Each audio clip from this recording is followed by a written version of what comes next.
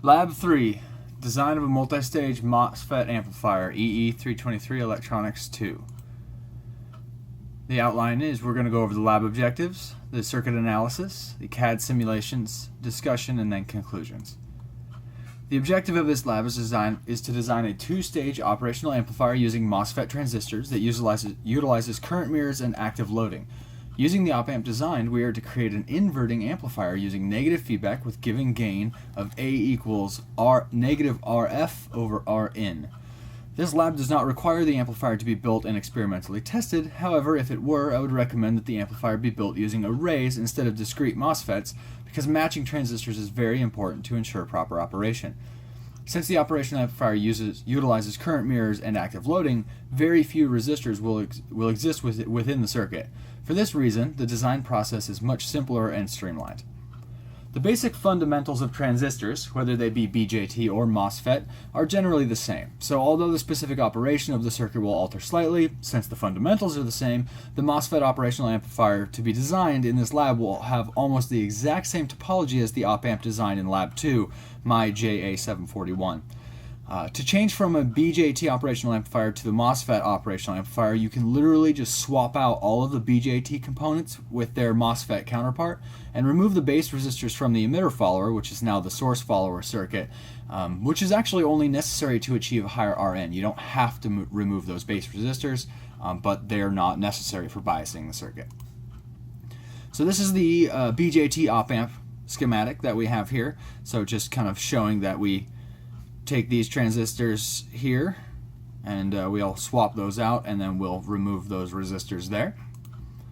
So for the basic circuit analysis, the data sheet provided for the BSS123 has a Kn calculated out of about 0.941 and a threshold voltage of 1.7 volts. The LT Spice model, however, has Kn as 1 and Vt of 1.6. So those are the values we'll use for our calculations since we'll be simulating it in LT Spice, and we'd want our calculations to match LT Spice simulations. So we set the drain current to a desired value. I chose 0.5 milliamps. And then you determine your tail current is double that, so it's 1 milliamps. The reference current then is equal to that tail current, approximately, which is 1/2 mu n Cox W width over length, and the gate to source voltage minus the threshold voltage squared. So calculating that out here, we got 1 milliamp there. Up here I show actually how to just enter that into a TI-89 equation solver, so you save yourself from doing all the extensive algebra and perhaps causing human error, which is much more common than mechanical error. So on your TI-89 you just press the F2 button and then option 1 there to solve, and that comes up and you pretty much just enter the equation exactly as is there. 1 milliamp equals 1/2 of times 0.941 times VGS, which is your variable, minus 1.6 squared, comma, the variable that you're solving for. So this is exactly how I entered it here into the calculator. Solve 0.001 equals 0.5 times 0.941 times x minus 1.6 squared, comma, x. That's the variable you're solving for, and it comes out with giving you x equals to, which of course x in this case is VGS, 1.55 volts or 1.65 volts. And then using the using that value of VGS to solve for our reference resistor value, we take our VDD minus our VDS, which is a 30 volt difference, minus 2 times VGS, since this is a cascode current source. We have two transistor drops basically. So you have 2 times the voltage of gate to source over the reference current. So using the VGS of 1.55 volts, it comes out to a reference resistor of 26.9 kilo ohms. And using the gate to source voltage of 1.65 volts, it comes out to 26.7 kilo ohms. Using nominal value for a resistor, just set that reference resistor to 27K. Since we've removed the voltage divider resistors biasing the common collector amplifier, which is now the common drain amplifier, the only resistors in the circuit are the reference resistor within the cascode current that we just calculated and the source resistor. This of course excludes the load, feedback, and input resistors, as they're not part of the internal circuitry of the op amp. For the source resistor in the source follower, the objective is to make that resistance as small as possible while still being able to handle any power outputs. The max output of the BSS123 NMOS is 360 milliwatts, assuming a maximum output of 15 volts and safely restricting the maximum current to 250 milliamps. We calculate that the source resistor has to be greater than or equal to Vmax squared over 250 milliwatts, which is 15 squared over 250 milliwatts, has to be greater than or equal to 900 ohms. So I, using a nominal value, set that source resistor there to 1 kilo ohm. And this is the topology here for the MOSFET amplifier. Using the same color dotted lines here, I just showed exactly the transistors that get swapped out. So we'll just kind of head back to that slide really quick. You can see the active load is in the green circle, the differential amplifier is in the orange circle, the cascode current source is in the blue circle, and then the essentially just the buffer circuit here is just that one transistor in the purple circle there. And we have exactly the same thing. The active load, the differential amplifier, the cascode current source, and our buffer circuit.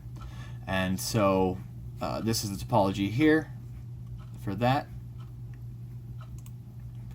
And doing a DC bias analysis, we came out to having a drain current of approximately 1 milliamp, 0.989 milliamps. So for all intents and purposes, that is equivalent to 1 milliamp. And that is the drain current for the cascode here. So that is the tail current of 1 milliamp, which is also the same as the reference current.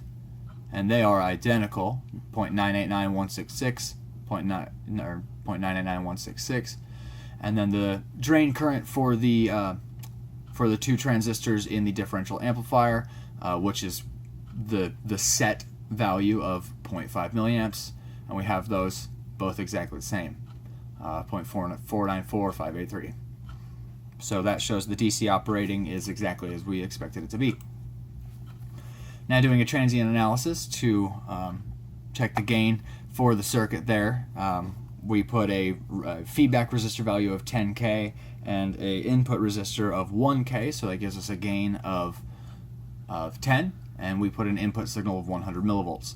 So as you can see here, we do a transient analysis of a 1 kilohertz signal over 3 periods, and that gives us, as you can see, the signal starts on a positive, which I didn't include the input on here because it's just so small it looks almost just like a straight line, but it starts on a positive, so this shows we do have an inverting gain, and with a 100 millivolt input signal we have a 1.01 volt output signal, which gives us a gain of 10.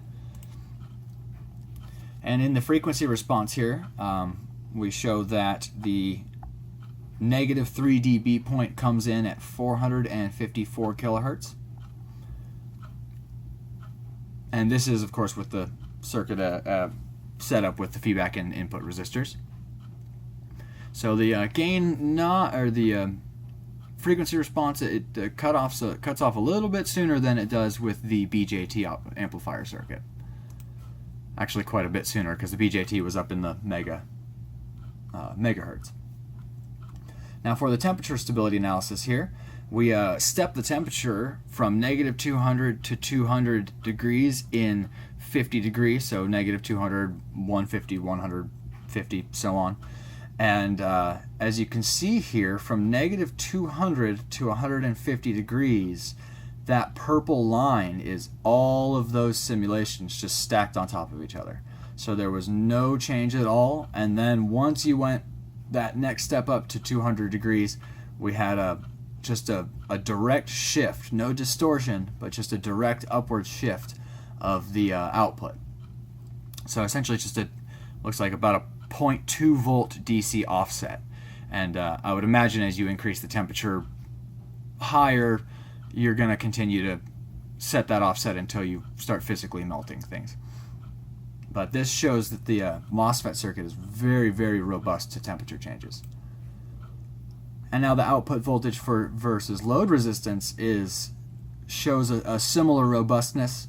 As you can see, we stepped the parameter of the load resistor from 1 ohm to 1 kilo ohm in 100 ohm increments. And this red line here is the 1 ohm, which actually still hits the peak on the positive. It just cuts off. It's cut off on the negative end. And then every value greater than or equal to 100 just provides you a nice smooth gain of 10.